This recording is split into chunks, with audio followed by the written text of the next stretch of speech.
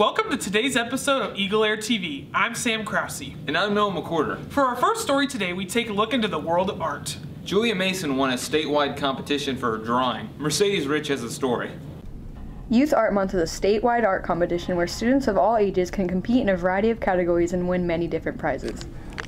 The significance of the competition was she won $1,000 and then our classroom won $1,500. So it's going to be in art supplies. I'm not really for sure what exactly we're going to get, so that'll be exciting, but she just gets a check from Surgeon Art.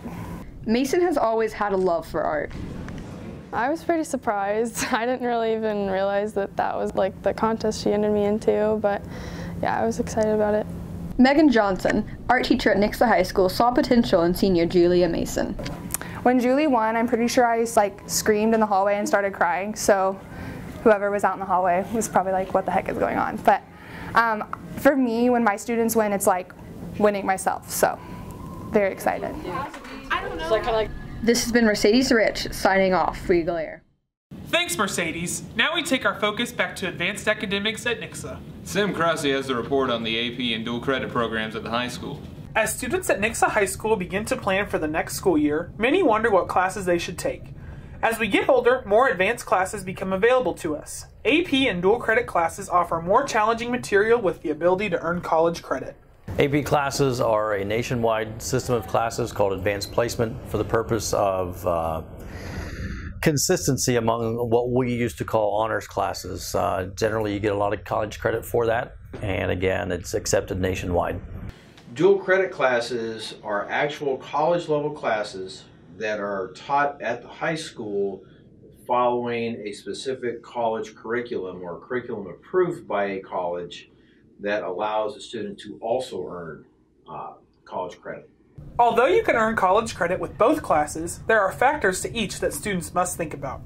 There are some students who do not test well at all. They do a lot of homework, they spend a lot of time doing things, but testing is not their strong point. So that particular student may want to take a look at dual crediting a class instead of taking and paying for the AP test. If you are comfortable with testing, then AP could be a more efficient, more economical way of getting credit. Another thing that you need to look at is the college that you go to. Even though these classes are taken in high school, they are the perfect preparation for college classes and lifelong critical thinking. I think these classes are the perfect preparation for college because in college, so much of your coursework is focused on your ability to read a textbook and comprehend that and then test over that type of material. And that's sort of what you're getting in these AP and dual credit classes. There's a lot more discussion over content as opposed to lecturing in class. It's here, read this chapter, and then tomorrow we'll discuss it. And that's the type of things that I think you'll see in college and in real life. You have to come to class prepared to delve into the material with your peers, which is what you would see in a corporate environment and things like that as well. Even though AP classes pose a more challenging curriculum, they can be a great fit for many students here at NHS. For EagleAir TV, this is Sam Krause. Thanks, Sam. Nixa High School is known for supporting a wide variety of extracurricular activities. That includes bowling. Hannah McCauley has more on Nixa High School's bowling team. The high school bowling team meets every Monday and Friday at Century Lanes here in Nixa. I just grew up in a bowling alley.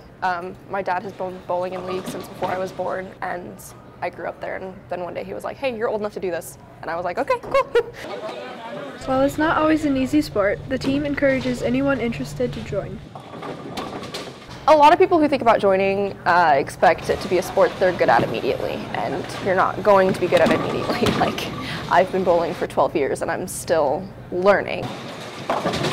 There are many benefits to joining the team. I travel a lot for tournaments and I meet so many different people. I have friends in Nebraska and Iowa and Texas and Kansas.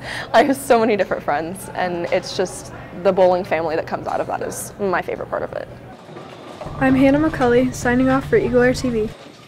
Thanks, Hannah. With the close of February comes the arrival of March, and along with it, a famous basketball tournament. March Madness is on the horizon, and Nixa students and coaches alike are getting excited. John Huff does the story. Students and faculty are getting riled up about the upcoming March Madness tournament.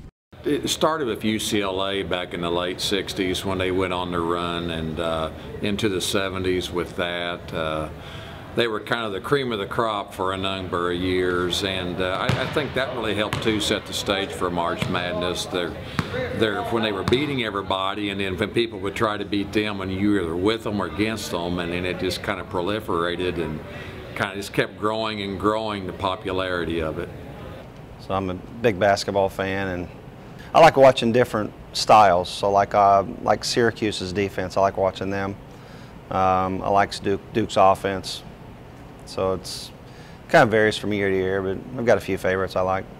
I've been watching March Madness for a while. I mean, since I've been young, just waiting for it. It's all I do pretty much in the month of March, just watch all the upsets and everything happen. It's pretty fun.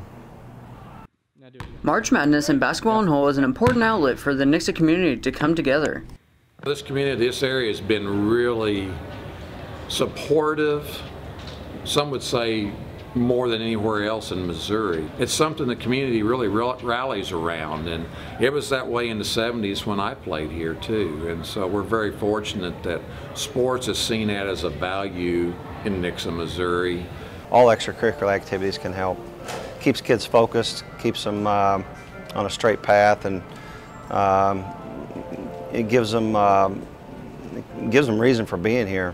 I mean, I feel like all serious basketball players, high school basketball players, like have dreams of some time playing in March Madness. Or I feel like bonding with their teammates and just making memories is always like fun time. So I feel like it's a good outlet to have fun. The big tournament starts on Tuesday, March 13th. Be sure and don't miss out. This is John Huff signing off for Eagle Air. Thanks, John. And finally, let's take a look at our announcements.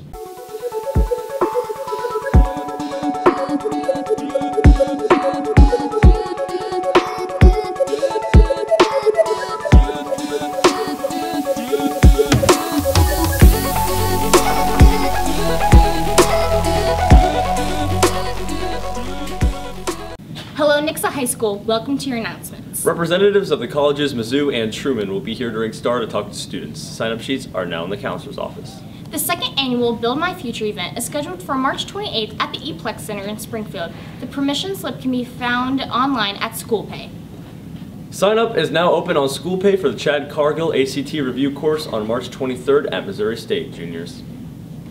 Seniors, if you have not ordered your cap and gown, please do so. The link for this is www.graduationcenter.com.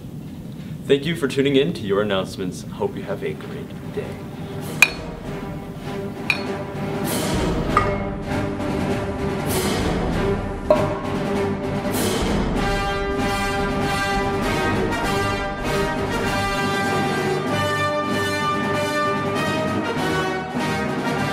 That's all for today's broadcast. Be sure to check out our YouTube channel to see the brand new Pizza Crusade. Signing off for EagleAir TV, I'm Sam Krause. And I'm Noah McWhorter. Have a great day, NHS.